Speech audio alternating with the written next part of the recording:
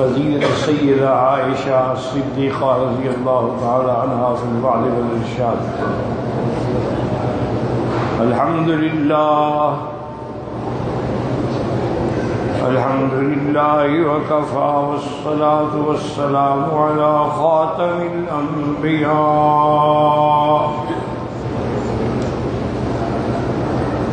سیدنا وحبیبنا وشفیعنا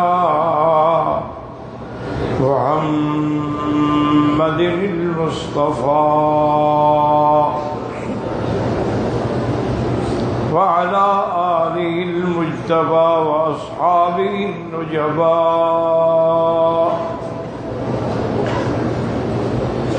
اللهم صل على سيدنا محمد النبي الأمي الهاشمي وعلى آله وأصحابه نجوم الهدى. أما بعد فقد قال الله تبارك وتعالى في القرآن المجيد والفرقان الحميد. أعوذ بالله من الشيطان الرجيم. بسم الله الرحمن الرحيم.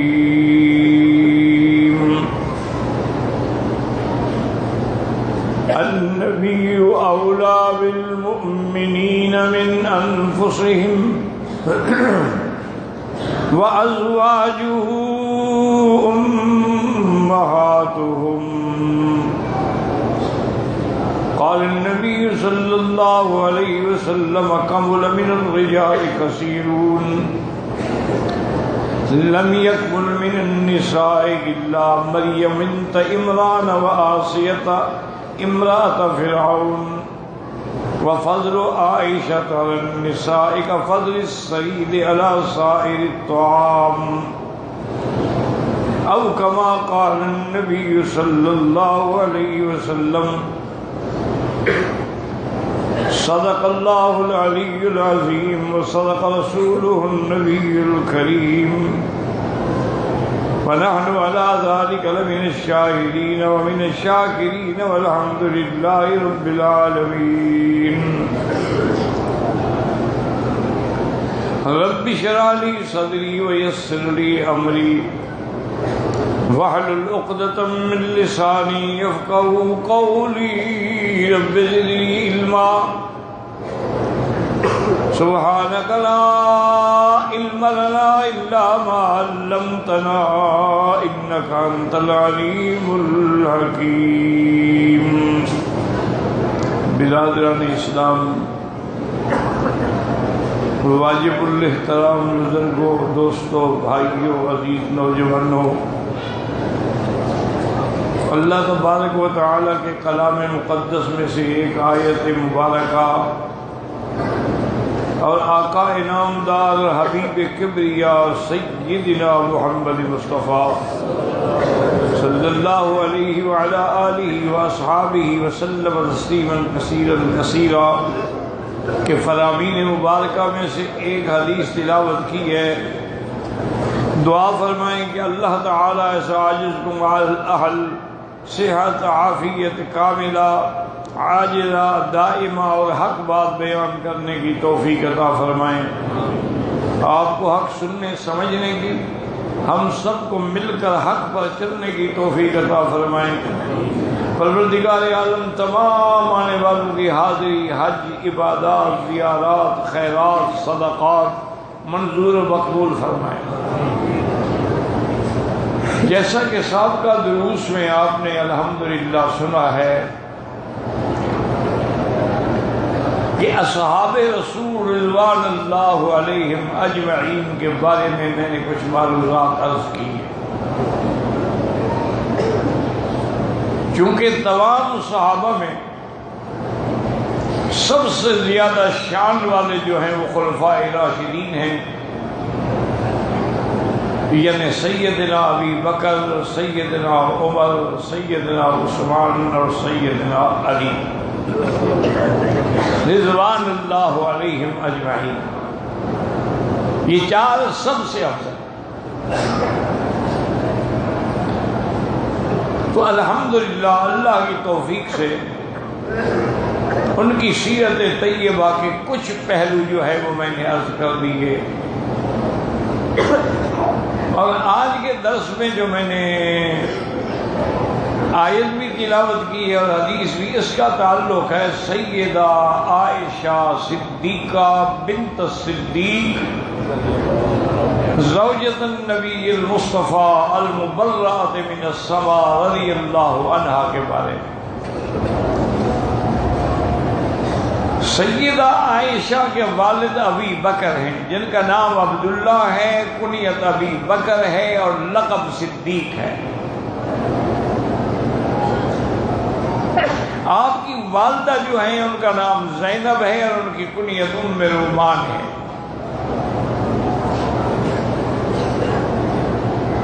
اور سیدہ عائشہ کا لقب جو ہے وہ جیسا کہ بعض روایات میں ہے حمیرہ ہے، اور آپ کی کنیت جو ہے وہ ام عبداللہ ہے۔ عبداللہ ابن الزبیر آپ کے بھانجے ہیں اس نسبت سے۔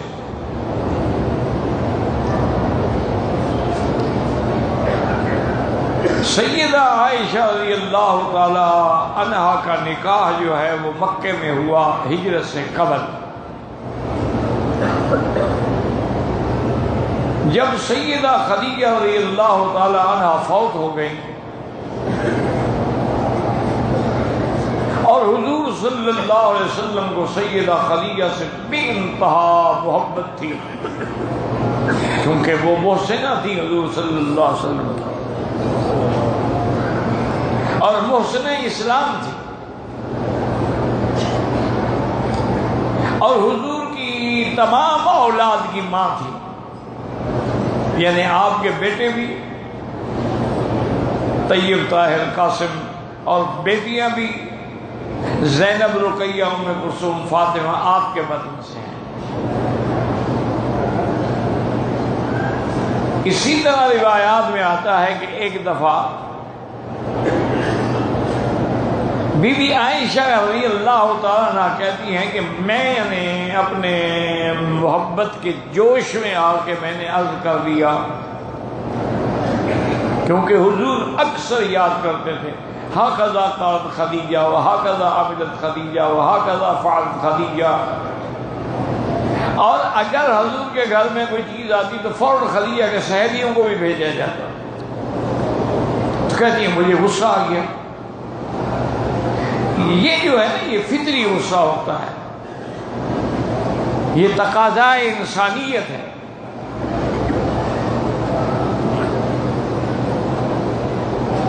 اب بی بی کہتی ہیں کہ میں نے عرض کیا کہ یا رسول اللہ صلی اللہ علیہ وسلم، آپ ہر وقت خدیجہ خدیجہ خدیجہ یاد کرتے رہتے ہیں، کیا ہے خدیجہ؟ ایک بوڑھی عورت تھی قریش کی،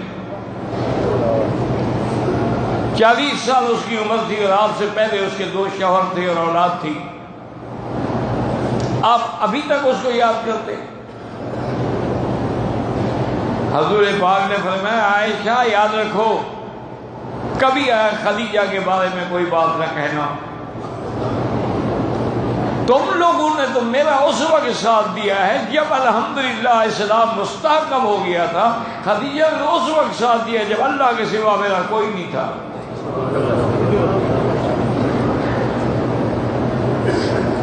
خدیجہ نے مجھے اس وقت سنبھالا ہے، ہر میدان میں اس نے میرا ساتھ دیا، اپنا مال دولت سب کچھ مجھ پہ لٹا دیا، اور پھر میری وہ ام اولاد ہے، میری اولاد کی ماں بھی تو صرف خدیجہ ہے۔ تو بہرحال مقصد ہے کہ ان کا ایک بڑا مقام تھا، لیکن صدیقہ کا بھی اپنا ایک ناز تھا۔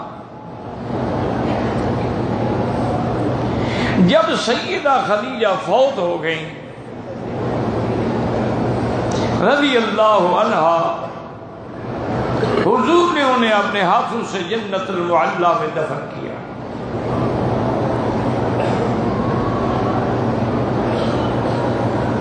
اب بی بی خولہ نے آ کے حضور کی خدمت میں عرض کیا کہ حضور اتنا عرصہ گزر گیا بی بی خدیجہ کی وفات کو، آپ اکیلے زندگی گزار رہے ہیں، آپ کا تو شباب ہے، جوانی ہے،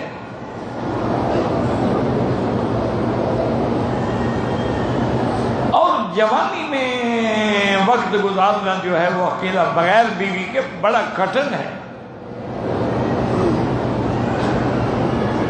اگر آپ اجازت دیں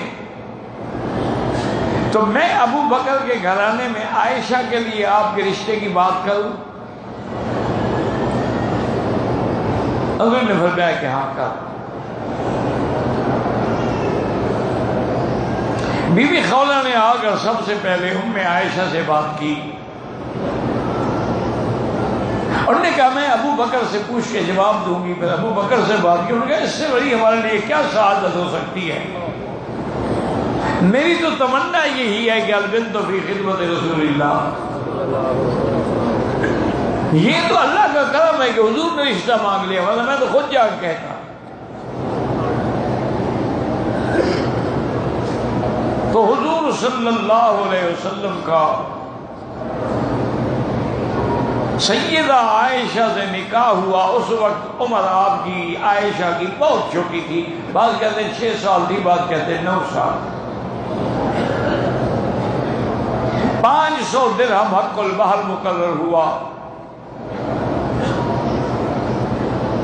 پھر ہجرت کا وقت آ گیا، ہجرت کرنے کے بعد جب حضور پاک مدینہ منورہ میں تشریف لائے، استحکام ہو گیا، تو ابو بکر نے خود آگے عرض کیا کہ یا رسول اللہ اب بھی آپ اکیلے رہتے ہیں، آپ کا نکاح ہو چکا ہے، ایسے آپ کی بیوی ہے، اپنی بیوی کو گھر لے جائیں۔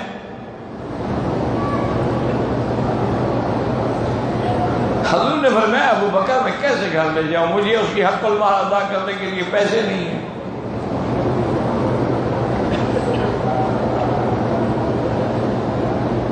حق المہر جو ہے یہ عورت کا حق ہوتا ہے۔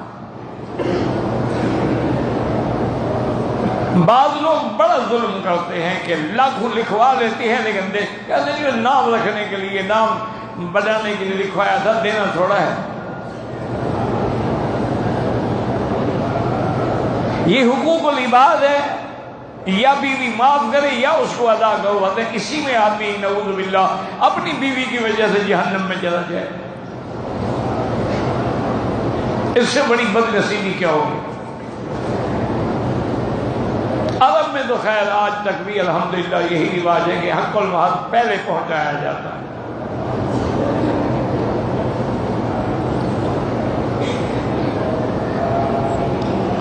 تو سیدنا ابو بکر نے عرض کیا کہ یا رسول اللہ آپ میرے مال کو پرایا کیوں سمجھتے ہیں، میرا تو سب کچھ آپ کا ہے، مجھے بیٹی سے زیادہ مال پیارا ہے۔ تو انہوں نے 500 درہم حضور کو پیش کر دیا، انہوں نے کہا حضور یہ لیں اور عائشہ کو دیں۔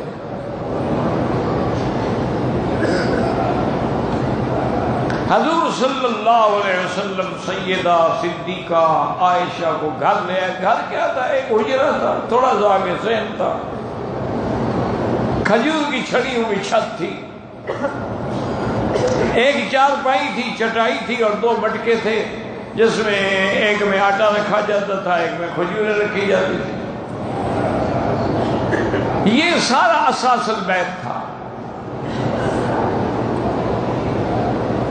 حضور فرماتے ہیں کہ جس رات سیدہ صدیقہ میرے گھر میں آئی ہے، میرے پاس کچھ نہیں تھا کہ میں بی بی عائشہ کو پیش کروں، صرف دودھ کا ایک گلاس تھا جو میں نے اس کو دیا، آدھا اس نے پیا اور آدھا میں نے پیا۔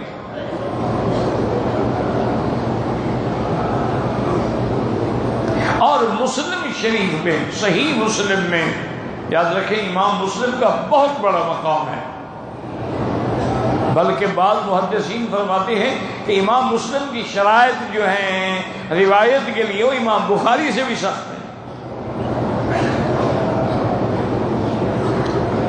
صحیح مسلم کے اندر یہ روایت ہے کہ ایک دن حضور نے فرمایا کہ عائشہ میں نے خواب دیکھا جبریل علیہ السلام نے ایک ریشمی کپڑے میں تصویر آ کے کھولی اور مجھے دکھائی. میں نے کہا یہ کیا؟ انہوں نے کہا آدھی ہی امرأتک، تمہاری بیوی کی تصویر ہے. جب میں نے دیکھا تو یہ تمہاری تصویر تھی. تو نکاح سے پہلے اسی لیے حضور نے فرمایا، حدیث مبارک میں ہے کہ ما تزوجت من بناتی ولا نسائی الا بامر اللہ. میں نے خود بھی کوئی شادی نہیں کی اور اپنی لڑکیوں کی بھی شادی نہیں کی جب تک کہ اللہ کا حکم نہیں ہوا.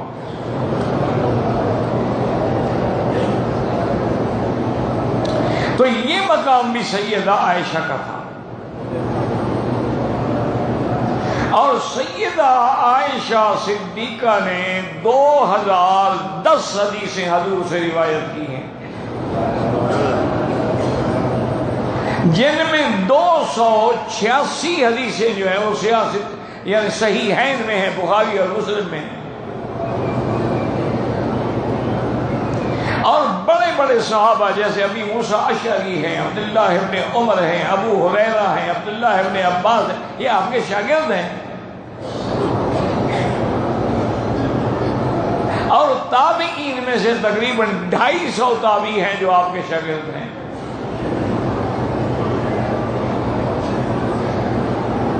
اللہ نے سیدہ عائشہ صدیقہ کو بڑا علم دیا تھا، حتیٰ کہ امام زہری جیسا آدمی کہتا ہے کہ لو جمع علوم الناس و علوم ازواج النبی ما وسعهم علم عائشہ.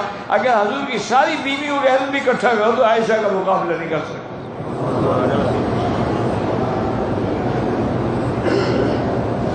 اور صحابہ کہتے ہیں کہ ہم نے جب بھی کسی مشکل مسئلے میں آپ سے رجوع کیا تو بی بی عائشہ کے پاس اس کا جواب موجود تھا.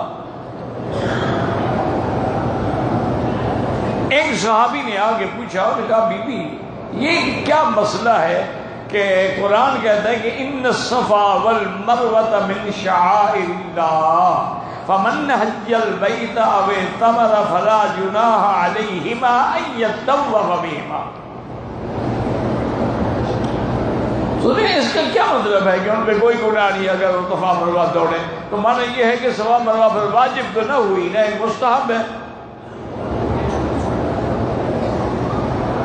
کہ فلا جناح علیہ، یعنی حرج کوئی نہیں اگر دوڑ لیں تو. بی بی صاحبہ نے فرمایا، میں کہا اللہ کے بندے تم نے قرآن سمجھا ہی نہیں. اگر تمہارا مطلب لیا جائے تو پھر قرآن میں ہوتا کہ فلا جناح علیہما ان لا یطوف بہما، ان پہ کوئی گناہ نہیں ہوگا اگر وہ نہ دوڑیں. ان یطوف بہما نہ ہوتا. یہ اس لیے ہے کہ اسلام سے پہلے صفا پر بھی بت رکھے ہوئے تھے اور مروہ پر بھی بت رکھے ہوئے تھے، اور کفار آگے پہلے ان کو سلام کرتے تھے، ان کے آگے کھڑے ہوتے تھے، مانگتے تھے، پھر صفا دوڑتے تھے.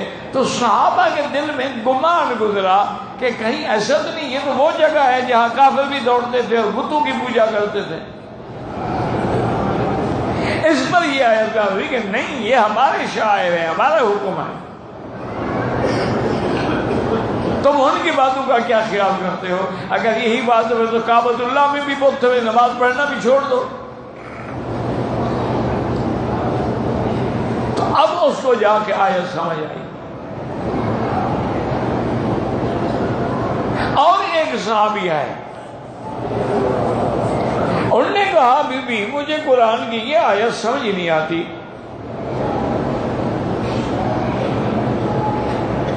بی بی نے فرمایا کون سی آیت ہے؟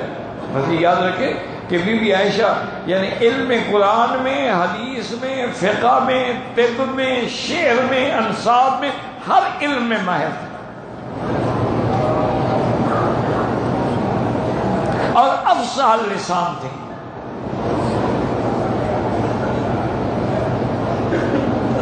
تو فرمایا کون سی آیت ہے تمہیں سمجھ نہیں؟ انہوں نے کہا جی قرآن میں ہے کہ وَإِنْ خِفْتُمْ أَلَّا تُقْسِطُوا فِي الْيَتَامَى فَانْكِحُوا مَا طَابَ لَكُم مِّنَ النِّسَاءِ مَثْنَىٰ وَثُلَاثَ وَرُبَاعَ، کہ اللہ نے حکم دیا ہے کہ تم 1 2 3 4 شادیاں کر سکتے ہو، لیکن پہلے ہے کہ اگر تم یتیموں میں عدل کرنے سے ڈرتے ہو، عدل نہ کرنے سے ڈرتے، تو یتیموں کا بھی یہاں کیا تعلق ہے؟ یتیموں کا قصہ الگ ہے، شادی کا حکم الگ ہے۔ تو اس آیت کا آپس میں ربط کیا ہوگا؟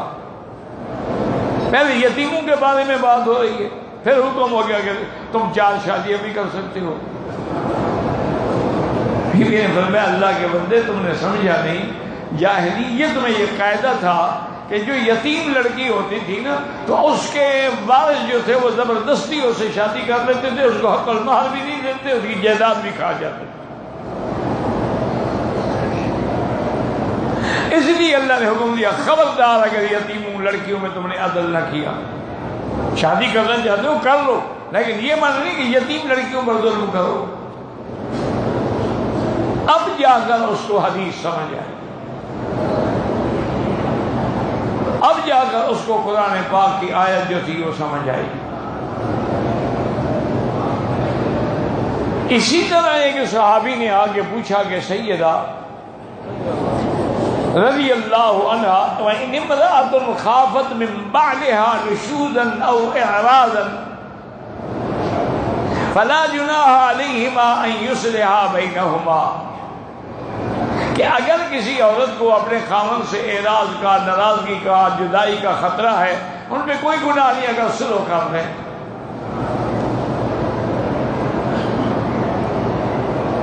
تو اس نے کہا سیدہ ہمیں یہ سمجھ نہیں آتی، جب جھگڑا ہے، اعراض ہے، نشوز ہے، تو ان میں گناہ کوئی نہیں، صلح کرنے کا تو ویسے حکم ہے کہ وہ صلح خیر، صلح اچھی چیز ہے، پھر یہ کیا ہوا کہ ان پہ صلح کرنے سے گناہ نہیں ہوگا؟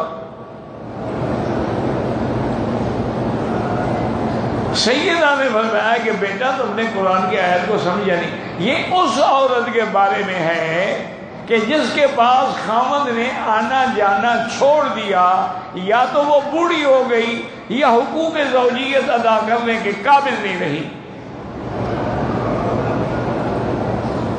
اب صاف بات ہے کہ وہ طلاق دے گا، تو اگر وہ آپس میں طے کر لیں کہ بھئی میں تو اب کسی قابل تیرے ہوں نہیں، لیکن تم مجھے طلاق نہ دو، صرف اپنے گھر میں اپنا نام دے کے رکھو مجھے، اگر صلح کر لے تو جائز۔ یہ آیت اس عورت کے حکم کے بارے میں ہے، جیسے کہ بی بی سودا رضی اللہ تعالیٰ عنہ فرماتی ہیں کہ مجھے خبر ملی کہ حضور تمہیں طلاق دینا چاہتے ہیں۔ بی بی سودا ایک تو بڑی عمر کی تھی، ایک آپ کا بدن مبارک بھاری ہو گیا تھا، چلنے پھرنے میں بھی تکلیف تھی، تو انہوں نے آگے حضور سے عرض کیا، انہوں نے کہا یا رسول اللہ صلی اللہ علیہ وسلم میں نے سنا ہے کہ آپ مجھے طلاق دے رہے ہیں، خدا کے لیے مجھے طلاق نہ دیں، مجھے مالی رغبت الفرج، اب تو مجھے کسی اپنے خاوند سے ملنے کی خواہش ہی نہیں، خواہش ہی مر گئی ہے، میں صرف یہ چاہتی ہوں کہ قیامت میں آپ کی بیوی بن کے اٹھوں، مہربانی کر کے مجھے طلاق نہ دیں۔ تو حضور نے طلاق نہ دی۔ تو یہ آیت اس کے بارے میں، یعنی صحابہ کو قرآن کی آیات سمجھ نہیں آ رہی، بی بی عائشہ سمجھا رہی، بے انتہا بی بی ذہین تھی، ذکی تھی، اور حضور کا بھی اتنا پیار تھا کہ کھانا کھانے بیٹھتے نا تو جہاں سے بی بی عائشہ لقمہ لیتی وہیں سے حضور لیتے، جہاں سے بی بی عائشہ پانی پیتی تو آپ اسی جگہ ہونٹ رکھتے جہاں عائشہ نے ہونٹ رکھے۔ اور ایک دن آپ نے فرمایا کہ عائشہ جب تم مجھ سے ناراض ہوتی ہو نا مجھے پتہ لگ جاتا ہے، اور جب تم راضی ہوتی ہو پھر بھی پتہ لگ جاتا ہے۔ انہوں نے کہا حضور کیسے؟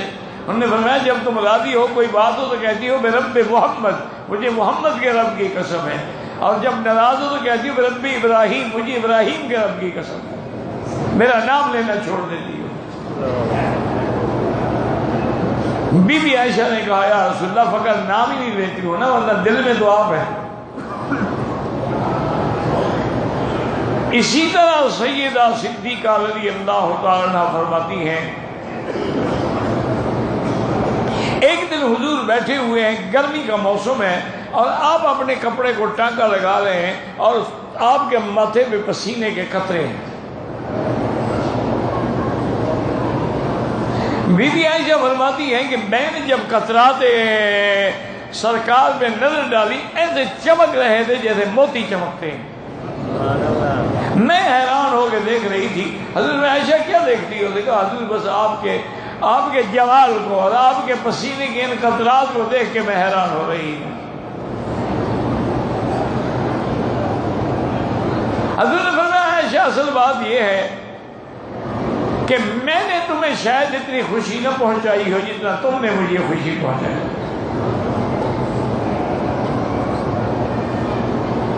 اسی طرح ایک دن میرے مدنی سرکار رحمت دو عالم صلی اللہ علیہ وسلم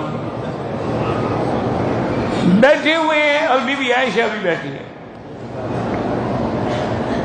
یہود بدبخت جو تھے وہ جب گزرتے تھے نا تو وہ نعوذ باللہ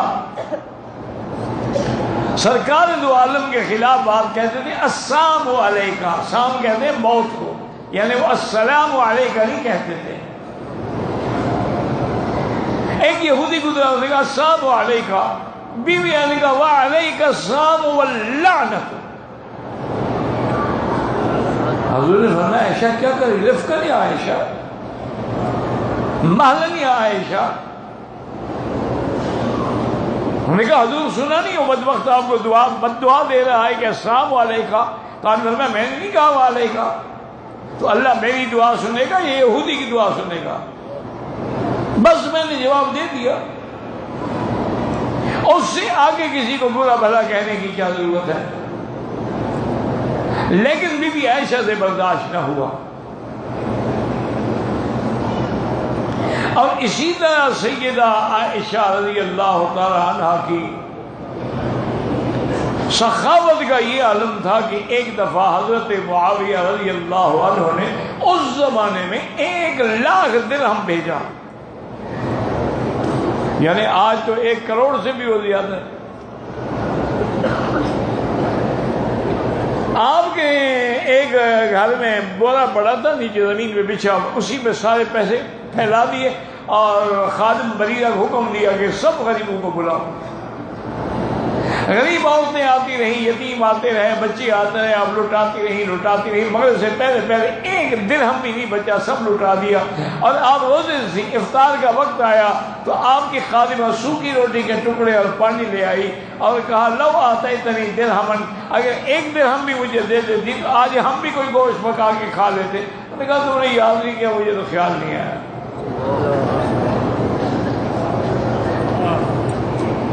1,00,000 درہم لٹا دیا اور خیال ہی دیا، اپنے افطار کا خیال بھی نہیں آیا۔ حضرت عبداللہ ابن زبیر نے اس دور میں 2 بوریاں پیسوں کی دھر کے بھیجی۔ آپ کے پاس جب آئی آپ نے اسی وقت ساری کھلا دی اور سارے فقراء مکہ کو بلایا اور چلانا شروع کیا، مگر سے پہلے 1 پیسہ بھی نہیں بچا۔ اس دن بھی روزہ تھا، افطار میں پھر وہی سوکھی روٹی اور پانی۔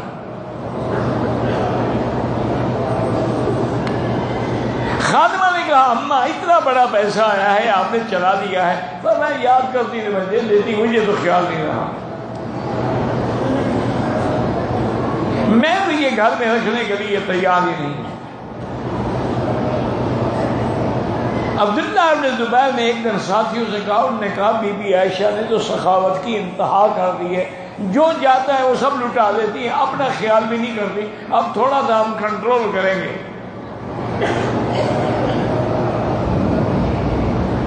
عبداللہ ابن زبیر جو ہے بی بی اسماء کے بیٹے ہیں، آپ کی بہن کے بیٹے ہیں۔ بی بی عائشہ کو پتہ لگا کہ عبداللہ زبیر نے قسم کھا لی کہ میں اب عبداللہ زبیر سے کبھی بات بھی نہیں کروں گی اور نہ اس کا ہدیہ لوں گی۔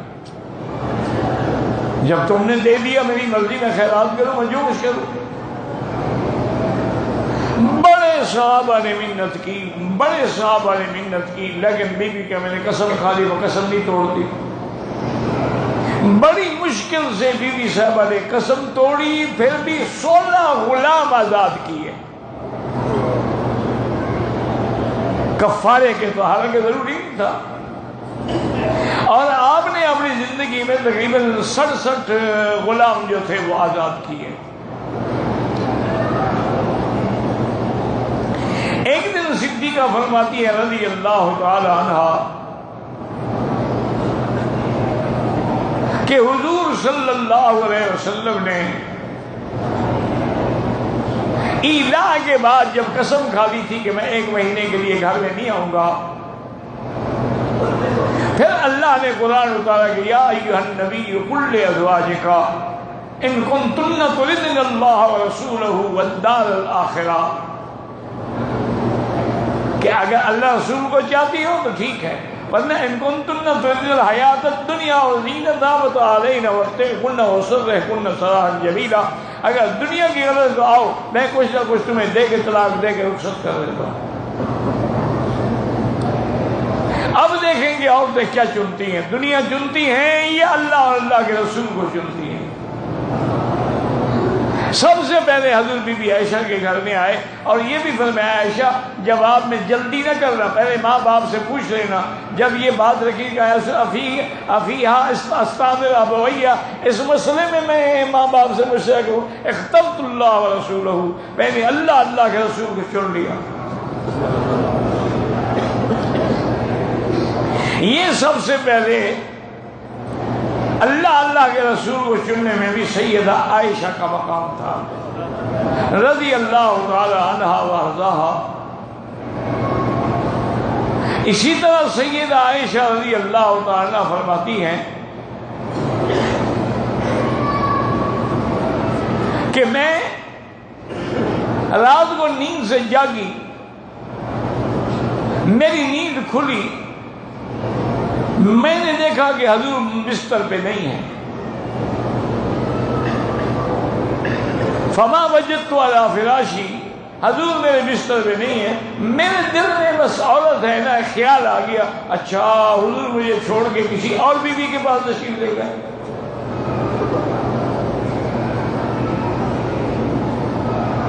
تو کہتی ہیں کہ چاندنی رات تھی، میں اٹھی اور حضور کے نقش پا پہ قدم پہ چلتی میں آئی، میں نے کیا دیکھا کہ حضور جنت البقیع الغرقد کے دروازے پہ کھڑے ہیں اور ہاتھ اٹھا کے اللہ سے رو رو کے دعائیں مانگ رہے ہیں۔ بی بی فرماتی ہے میں بھی چھپ کے کھڑی ہو گئی اور میں بھی آمین آمین کہہ کے کہ حضور کی دعا میں شریک ہو جاؤں۔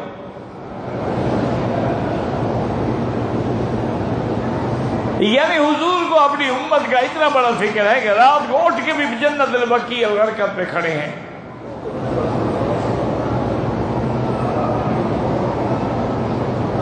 اب بھی کہتی ہے جب مجھے اندازہ ہوا کہ اتنا لمبی دعا ہو گئی ہے، حضور جب دعا مانگتے تھے تو بڑی لمبی دعا مانگتے تھے، اور یہ بھی علماء نے لکھا ہے کہ دعا سے ہی بندے کے ایمان و عمل کا پتہ لگتا ہے کہ وہ کس اخلاص سے اور کتنی عاجزی سے اور کتنی لمبی دعا مانگتا ہے۔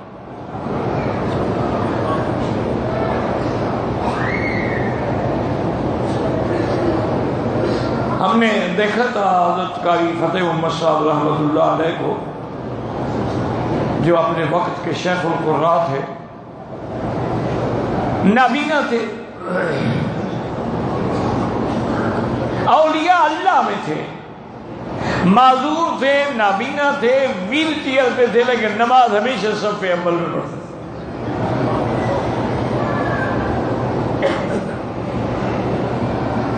اور آپ کے طواف کا یہ عالم تھا، کبھی کبھی میں درس کے بعد چلا جاتا، حضرت طواف کر رہے ہوتے، ہاتھ میرے کندھے پہ رکھ لیتے، تو بڑی مشکل سے میں 1 یا 2 چکر آپ کے ساتھ چلتا، پھر میں ہاتھ سے نکل کے وہاں سے نکل جاتا۔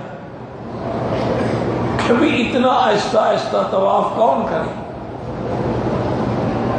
یعنی عمرے کرنے میں حضرت کو کم سے کم 8-9 گھنٹے لگتے تھے کہ صفا پہ کھڑے ہیں دعا مانگ رہے ہیں۔ اسی طرح ایک دفعہ میرے درس میں حضرت آگے بیٹھے ہوئے تھے آگے نماز پڑھ رہے تھے، اور اللہ نے آپ کو اتنا علم، اتنی سمع، اتنی قوت دی تھی کہ بیک وقت آپ نماز بھی پڑھتے تھے اور چار طالب جو ہیں وہ بیٹھ کے اپنی منظر نہیں سناتے تھے۔ آپ نماز پڑھ رہے ہیں، چار طالب منظر سنا رہے ہیں، جس نے غلطی کی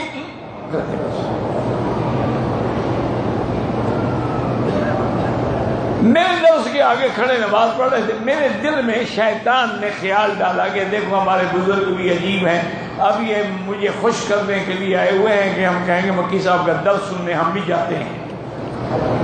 پڑھ تو اپنی نماز رہے، میرا درس سن رہے ہیں، اپنی عبادت میں لگے ہوئے ہیں اور احسان جتائیں گے کہ جی ہم تو بولے مکی صاحب کا درس سننے کے لیے جاتے ہیں۔ ایسے شیطانی وسوسہ دل میں آیا۔ دوسرے دن جب میں طواف میں گیا اور ہاتھ رکھا حضرت نے کندھے پہ، فرمایا کل کون سی حدیث آپ پڑھ رہے تھے؟ میں نے بتایا کہ حضرت آپ نے اس کی تقریر غلط کی۔ اس حدیث کی تقریر میں علامہ انور شاہ کشمیری رحمۃ اللہ علیہ نے کوکب الدری میں یہ لکھا۔ میں حیران ہو گیا کہ وہ حدیث سن بھی لی، میری غلطی بھی یاد رکھی اور مجھے بتا بھی دیا۔ جو میں کہہ رہا تھا ایسے کھڑے ہیں اپنی منزل پڑھ رہے ہیں، ان کو کیا پتا میں کیا تقریر کر رہا ہوں۔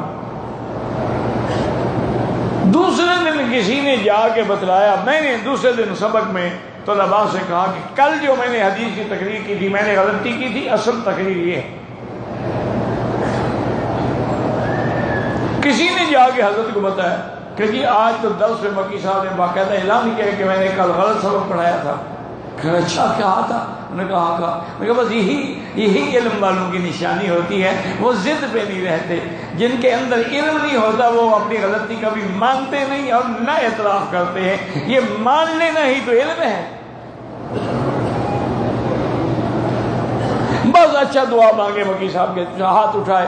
اب جو دعا شروع کی مغرب سے پہلے 1 گھنٹہ دعا مانگتے رہے، پھر مغرب کے بعد نفل سنت وغیرہ پڑھ کے پھر ہاتھ اٹھائے، پھر عشاء تک دعا مانگتے رہے، عشاء کے بعد پھر دعا مانگ، 3 گھنٹے سے دعا مانگتے رہے میرے لیے۔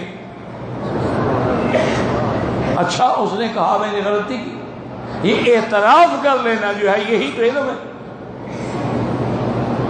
یہ تو جہالت ہوتی ہے کہ آدمی اپنی ضد پہ اڑا رہے، نہیں میں نے جو کہا ہے وہ ٹھیک ہے،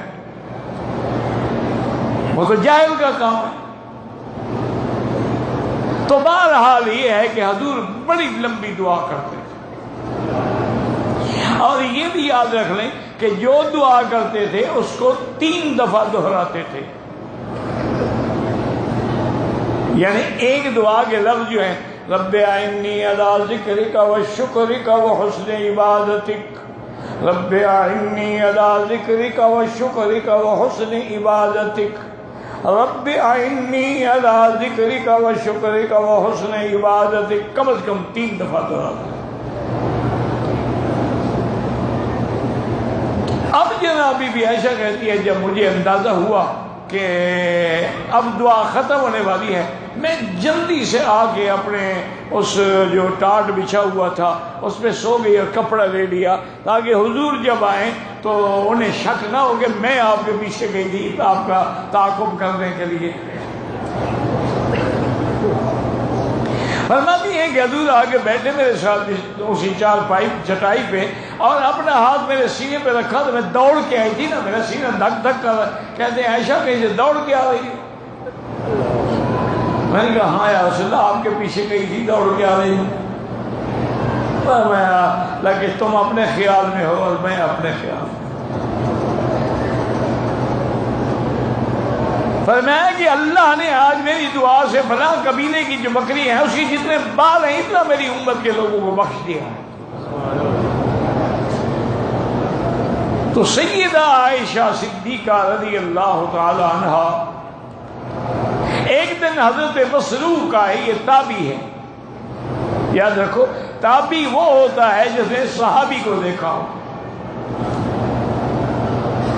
صحابی وہ ہے جس نے میرے مدی پاک کو دیکھا ہو۔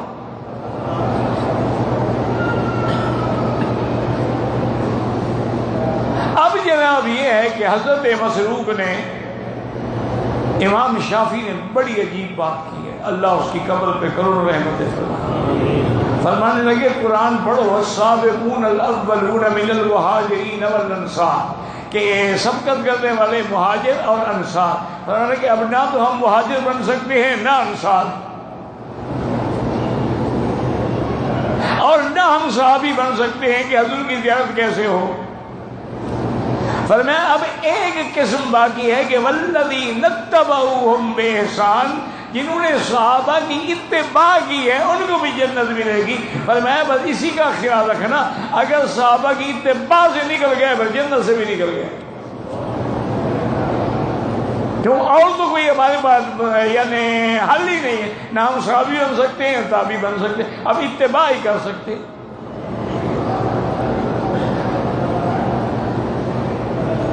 تو تابعی کہتے ہیں جس نے صحابی کو دیکھا ہو۔ مسروق تابعی بڑے مشہور علماء میں ہیں، تابعین میں، وہ بی بی عائشہ کے پاس آئے،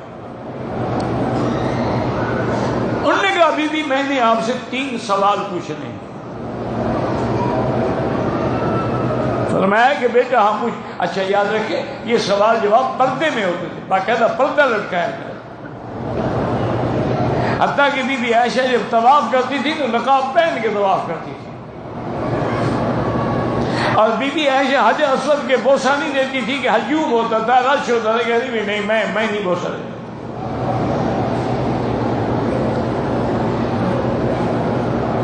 اور کوشش کرتی تھی کہ اس وقت میں آگے طواف کریں جب رش کم ہو۔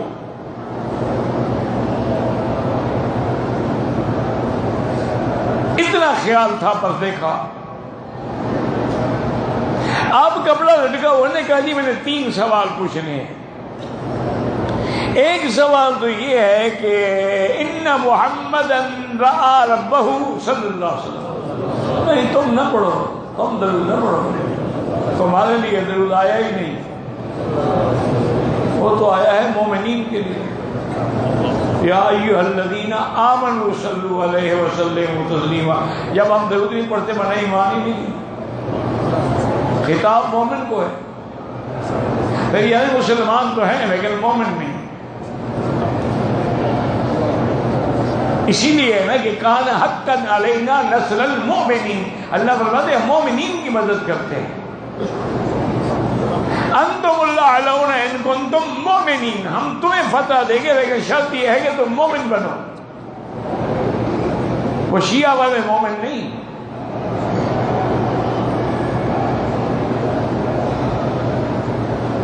اہل سنت والجماعت کی تعریف کے مطابق ایمان ہو۔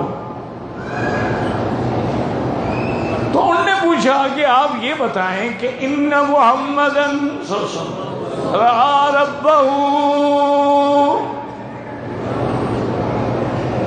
ایک۔ دوسرا انہوں نے سوال کیا کہ ان محمدن قد کتم من الوحی شیئا، تیسرا سوال کیا کہ ان محمدن یعلم الغیب، کہ کیا حضور نے کچھ وحی سے کبھی چھپایا۔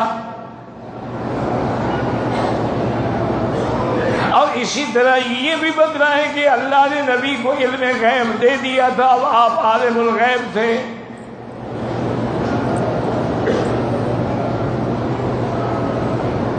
بی بی عائشہ نے فرمایا کہ مسروق تم نے ایسے سوال کیے کہ میرے تو رونگٹے کھڑے ہو گئے۔ یاد رکھیں بی بی عائشہ خود بھی مجتہدہ تھی نا، وہ حضور کی رؤیت کی قائل نہیں تھی۔ انہوں نے کہا من قال لك ان محمد رأى ربه فقد كذب، جو تمہیں کہے کہ حضور نے اپنے رب کو دیکھا ہے وہ جھوٹ بولتا ہے۔